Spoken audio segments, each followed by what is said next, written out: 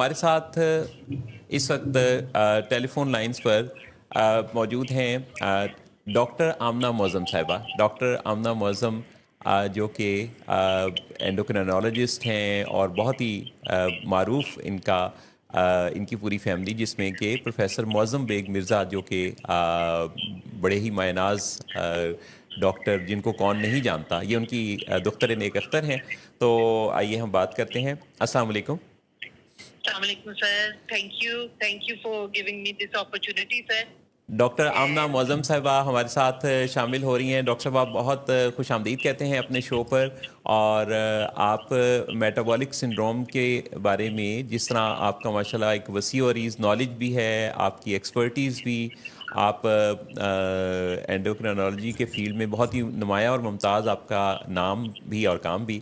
तो बहुत शुक्रिया अदा करते हैं कि आपने वक्त निकाला। तो आज हमने डॉक्टर साहबा आपसे जिस हवाले से वक्त चाहा है वो है लोगों का बहुत बड़ा मसला ओबेसिटी, वज़न का ज़्यादा जी होना। सर, जी सर। तो क्या लोगों को आ रहा है ख्याल कि वज़न का ख्याल रखना ज़रूरी है? सर, आज से कुछ 10-15 साल पहले तो वजन खैर खूबसूरती की एक अलामत थी, खासतौर बच्चों में। जिसका बच्चा गुबला गोल ओवरवेट होता था, उसको प्यारा और क्या कहना चाहिए, सोशल स्टेटस का एक वो इंडिकेटर समझा जाता था। लेकिन अब कुछ वक्त के साथ कुछ लोगों के अंदर आगाही आ गई है और वो समझ गए हैं कि वजन इज एक्सट्रीमली इम्पोर्टेंट। हद से ज्यादा या हद से कम, दोनों की अपनी जगह नुकसान है। बिल्कुल सही। तो वज़न के बारे में वेट कॉन्शियस होने के साथ लोगों में एक बहुत ज़्यादा तेज़ी से वज़न को कम करने की ख्वाहिश भी पैदा होती है। और इन दिनों तो जी डॉक्टर आमना मौज़म साहिबा, लोगों में ये देखने में आ रहा है कि वो कोशिश करते हैं इंटरमिटेंट फास्टिंग के ज़रिए। फिर एक नया रिवाज है, वो उन इंजेक्शंस का है, जी जिनको वो मुख्तलिफ जो शोबिस के लोग हैं उनको जब वो दुबला पतला देखते हैं, और वो शोबिस के लोग जब आके इंटरव्यूज़ देते हैं, तो वो भी इसी चीज़ को क्रेडिट दे रहे होते हैं कि उन्होंने कुछ इंजेक्शंस का इस्तेमाल करना शुरू किया है, जिसकी वजह से वो दुबले पतले हो गए हैं। तो क्या जी वज़न सर। को कम करने का ये सही तरीका है? सर, बहुत आपने पर्टिनेंट क्वेश्चन पूछा है। हर जो सर इजाद है ना दुनिया में, उसके पॉजिटिव भी थे, उसके नेगेटिव भी थे। जिस तरह के मोबाइल है, उसको सही तरीके से इस्तेमाल किया जाए तो उस जैसी चीज नहीं, वरना स्क्रीन टाइम बढ़ने से कितने मसले हो रहे हैं। जी। उसी तरह sir, injection, weight reduction medicine, चाहे वो इंजेक्शन की सूरत में हो चाहे टैबलेट हो, जी। ये सर इलाज का एक हिस्सा है। ठीक। और बहुत सी ऐसी एक सेक्शन ऑफ पेशेंट है जिसकी ये एक जरूरत है और उनको देना भी चाहिए। इसलिए यहाँ रोल सर आता है डॉक्टर का जी। कि कहाँ जहाँ सही इंडिकेशन है वहाँ ही इस्तेमाल किया जाए, ना कि बिला वजह यूज किया जाए। बिल्कुल सही, जी बिल्कुल सही। क्योंकि बाज़-औक़ात अब जैसे ओरिजिनली जो एज़ पर माय नॉलेज ये डायबिटीज़ की मैनेजमेंट के लिए इंजेक्शन इंट्रोड्यूस हुए, और उसके बाद इसका एक जो बाय प्रोडक्ट है वो वेट के कम होने, भूख के कम लगने की सूरत में, क्योंकि बहुत सारे लोगों का क्रेविंग भी तो मसला है, तो वो क्रेविंग को इस तरह से जब मैनेज करना शुरू हुए, तो उन्हें लगने जी लगा कि अच्छा, इसका मतलब वज़न कम करने के लिए तो फिर ये भी एक तरीका है। तो लोग अपनी ज़िंदगी को बेहतर बनाने के लिए आदतों को तब्दील करने की निस्बत कोई ज़ोर ज़बरदस्ती अपने जिस्म को डील करने में ज़्यादा उन्हें लगता है कि जल्दी कामयाबी मिल सकती है। बिल्कुल सर, ये आपकी बात बिल्कुल बजा है। एक ऐसी सेक्ट ऑफ लोग हैं, प्रोपोर्शन है, जो इसको बिला वजह इस्तेमाल कर रहे हैं या इस्तेमाल कर तो रहे हैं लेकिन अपना लाइफस्टाइल नहीं चेंज कर रहे, जिसकी वजह से ना उनके रिजल्ट अभी अप टू द स्टैंडर्ड आ रहे हैं और छोड़ने पे उनका वजन बल्कि दुगना हो जाएगा। छोड़ने पे वज़न दुगना हो जाएगा, ये कह रही हैं एक ऐसी शख्सियत जिनका फ़ील्ड ही यही है। तो डॉक्टर आमना मौज़म साहिबा, ये बताइए कि फिर वज़न अगर कम करना है, जी सर। और ख़ास तौर पे ख़वातीन में देखने में आता है कि बहुत ज़्यादा वेट कॉन्शियस है। अभी मेरे साथ मौजूद जहारा जो हैं वो काफ़ी देर से ये कि इंतज़ार में थी कि ये जो वज़न कम करने की बात है, क्यों जहारा? जी, जी, नहीं, मैं तो मौसम साहब अभी फुली डिनायल में हूँ कि ये जो बातें हो रही हैं इसमें मेरा कोई अमल दखल नहीं है। तो लेकिन वैसे it is really very informative discussion और बहुत इम्पॉर्टेंट भी है। अभी जैसे मैडम ने बड़ा अच्छा बताया कि पहले वाकई ही जो बच्चे थे, ख़ासतौर पे ओवरवेट जो बच्चे होते थे, तो पेरेंट्स उस पे बड़ा फ़ख्र महसूस करते थे। मगर with the passage of time बहुत सारे साइकोलॉजिकल इश्यूज भी बच्चों में आए, जो कि थोड़े ओवरवेट ओबीस होते थे। बुली का जैसे शेम के कुछ इस तरह के साइकोलॉजिकल जब उनके अंदर इश्यूज आना शुरू हुए, तो साथ ही फिजिकल हेल्थ के इश्यूज भी आना शुरू हुए। एग्जैक्टली ऐसा ही है। जी। और उसमें जो है वो वज़न कम करने की जो है लोगों को, चूंकि सोशल मीडिया पर भी डॉक्टर्स भी कह रहे होते हैं, तो एक फिर स्टैंडर्ड भी सेट कर लेते हैं ना जी, खुद से ही। जी, हम सोशल मीडिया के थ्रू स्टैंडर्ड सेट हो गया कि नहीं, अब जिस तरह बिल्कुल जीरो साइज का स्टैंडर्ड आ गया बच्चियों में, जी, लड़कियों जी। में। तो मैडम जैसे बात करिए कि जिसको ज़रूरत है, लाइक अगर कोई बहुत सफ़र कर रहा है, उसके घुटने, उसकी टांगें इजाज़त नहीं देती कि वो अपने ऊपर 100 या 150 किलो वज़न उठाए, तो ठीक है, फिर तो इलाज में जाना चाहिए। तो अभी हम फिर डॉक्टर आमना साहिबा से पूछते हैं कि वज़न कम करने के लिए कुछ बुनियादी रहनुमाई क्या होगी ख़वातीन के लिए भी, और जैसे मैं भी अपना वज़न कम करना चाहता हूँ, तो मैं भी ये मैं भी हज़रात मैं भी तो जी डॉक्टर आमना मौजूम साहिबा। जी नहीं सर, देखिए it is basically all about balance between intake and output, यानी कि कैलोरी और आउटपुट, कि आप बर्न कितना कर रहे हैं और अंदर कितना जा रहा है। सर जेब तभी खाली होगी ना जब अंदर जो आमदनी है वो कम है और खर्चा ज्यादा है। तो अगर वेट रिडक्शन सर आप ये चाह रहे हैं तो इनपुट कम होगा और आउटपुट ज्यादा, यानी कि वर्जिश, एक्सरसाइज ये ज्यादा हो बनिस्बत आपकी कैलोरी इनटेक के, तभी वजन कम हो सकता है। ठीक। So this would be the baseline, जी सर।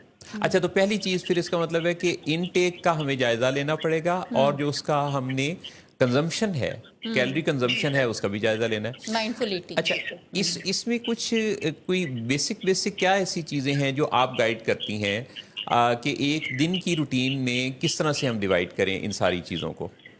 सर देखिए, जो चीजें सख्ती से मना है उसमें तो मीठा आता है, बेकरी का सामान आता है, और हाई ग्लाइसीमिक कार्ब्स जो कि कार्बोहाइड्रेट्स में नान, चावल, कुलचे, बेकरी का सामान, बिस्किट, रस, बाकी खानियां, ऐसी चीजें, सॉफ्ट ड्रिंक्स जितनी है, फिजी ड्रिंक्स जितनी है, ये चीजें सर सख्ती से मना है। जो लो ग्लाइसीमिक इसका मुतबादल होता है, जैसे कि चावल ना खाई जाए, रोटी ले ले, रोटी के अंदर आटा कौन सा इस्तेमाल किया जाए, रिफाइंड ना हो, ठीक है, जितना रिफाइंड होगा उतना नुकसानदेह होगा। अच्छा, ठीक है। ये यानी वो रिफाइंड ना हो, तो वो जो पुराने ज़माने में, यानी वो जो छान है, जैसे कि आज छान वाला आटा जो है वो महंगा है, और यानी पुराने ज़माने में ये होता था कि वो जो छान बुरा निकलता था उसे फेंक दिया जाता था।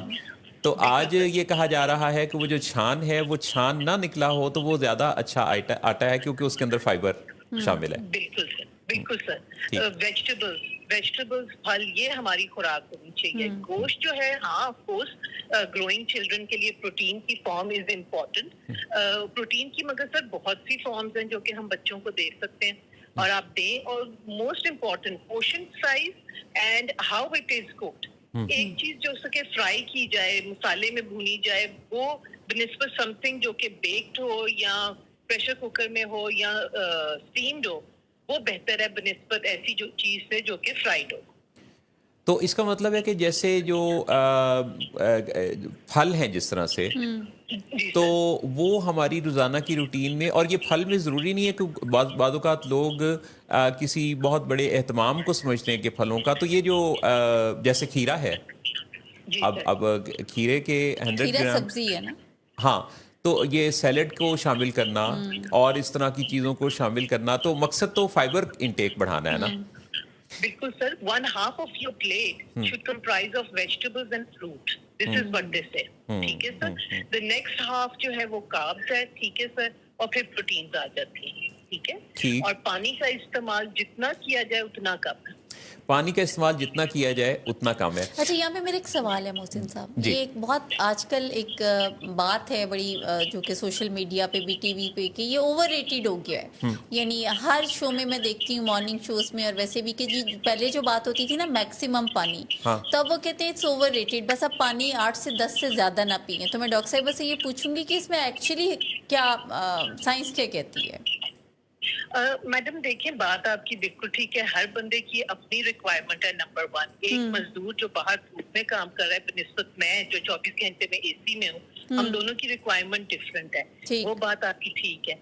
8 to 10 glasses, yes, it is a fair enough good amount of water intake, because ज्यादा पीने से भी ऑफ कोर्स आगे के मसले आते हैं। जी, जी, मगर जी। जिसकी आप बात कर रही हैं वो तो मैडम होता है ना जिसको कंपल्सिव ड्रिंकिंग कहते हैं, वो तो ऑफ कोर्स वो तो किसी किस्म की भी कंपल्शन होगी तो उससे नुकसान होगा। जी मैम। बिल्कुल बिल्कुल सही। ठीक है। तो ये फरमाइए कि इसमें इंटरमिटेंट फास्टिंग के बारे में डॉक्टर आमना मौजम साहबा आप क्या कहती हैं?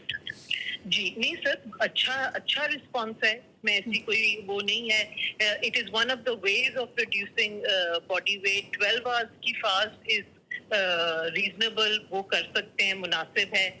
इससे ज्यादा वाली भी फास्ट सर मौजूद है, वो सर मैं जैसा आपको कहा है ना कि कैलोरी इनटेक अगर हम लिमिट 1000 तक करें पर डे तो ठीक होता है। उससे नीचे जब जाते हैं 600 से भी नीचे कुछ लोग करते हैं, उसमें then sir you need a specialist, क्योंकि इतने लोग कैलोरी इनटेक में सर इसके एडवर्स इफेक्ट्स आते हैं। और वो एडवर्स इफेक्ट्स क्या हैं?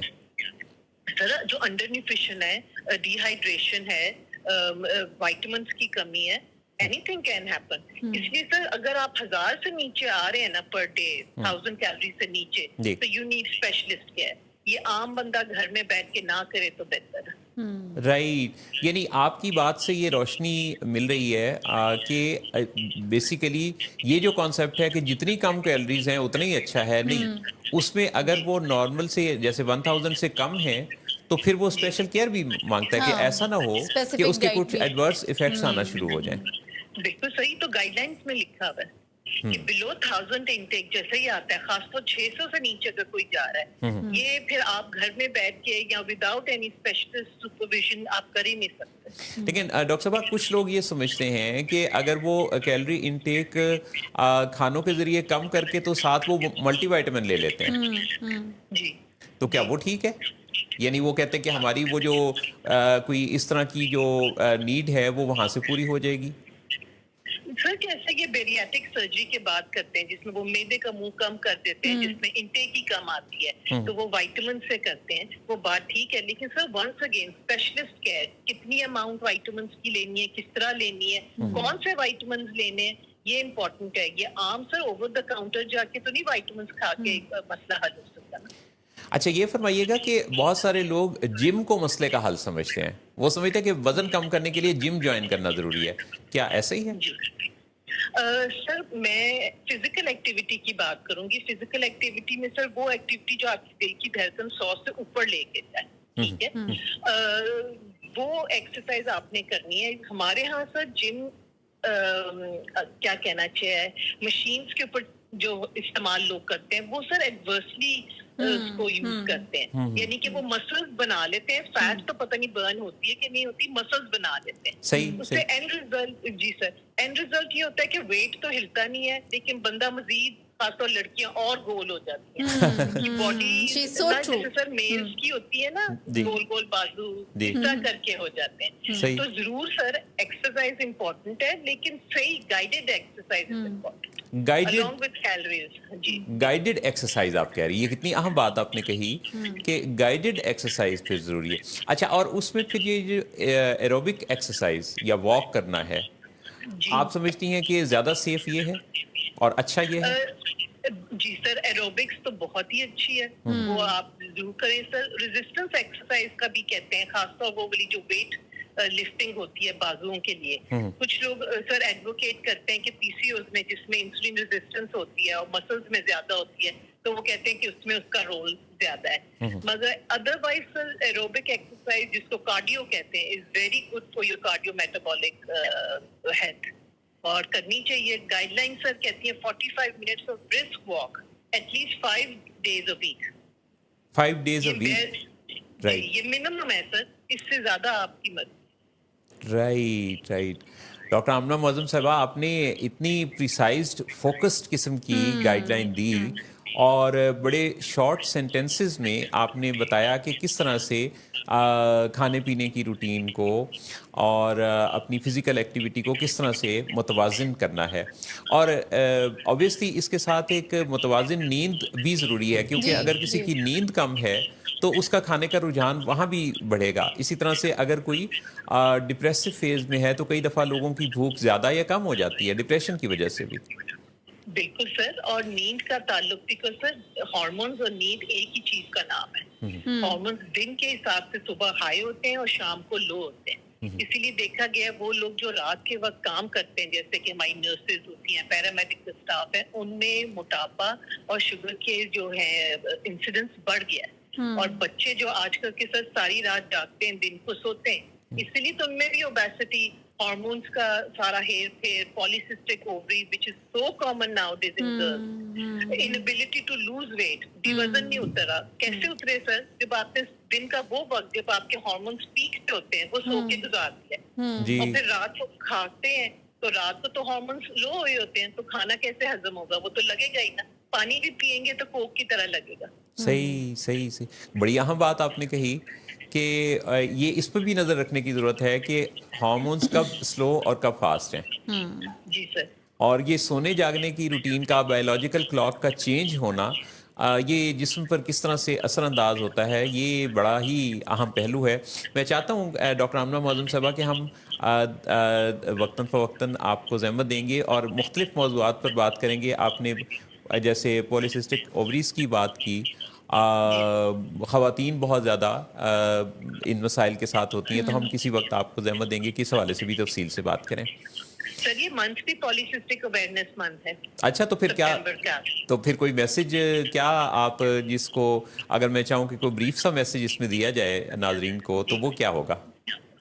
सर मैं यही कहना चाहूंगी कि अगर आपको एक अच्छी नेशन चाहिए तो आपको एक सेहतमंद माँ की जरूरत है। हाँ। और माँ को सेहतमंद तभी होगी जब वो अपना वजन, अपनी सेहत का ख्याल करेगी। और इसमें मोस्ट इम्पोर्टेंट थिंग यही है कि वक्त पे उठना, वक्त पे सोना, वक्त पे खाना, कितना खाना और क्या खाना, it is extremely important and it is all about wise choices. कोई ऐसा मुश्किल काम नहीं है वजन कम करना, अपनी सेहत को बेहतर करना, कोई मुश्किल काम नहीं है, क्योंकि आज की माँ जो है वो ही अपने बच्चों को सेहतमंद करेगी जो कि हमारा फ्यूचर होगा कल का। तो it's all about wise choice. Excellent, कितनी आपने अहम बात कही और कितने इन्होंने भी कूजे में कूजे में दरिया, बंद किया। इसमें कोई शक नहीं। और डॉक्टर आमना मौज़ूम साहबा, आपने बहुत ही अपना ज़बरदस्त इनपुट दिया। और देखिए, माओं का मकाम मर्तबा देखें कि कभी मदर्स डे आता है तो पूरा महीना वो चलता है, और यहाँ भी फिर माएँ आ गई, तो माएँ तो छाई हुई हैं, मामा ठंडियाँ छावा। तो बहुत बहुत शुक्रिया शिरकत के लिए, अपने कीमती वक्त के लिए, और इंशाल्लाह हम आपसे दोबारा ज़हमत देंगे और बात करेंगे। Thank you so much. Thank you sir. बहुत, अल्लाह हाफिज़।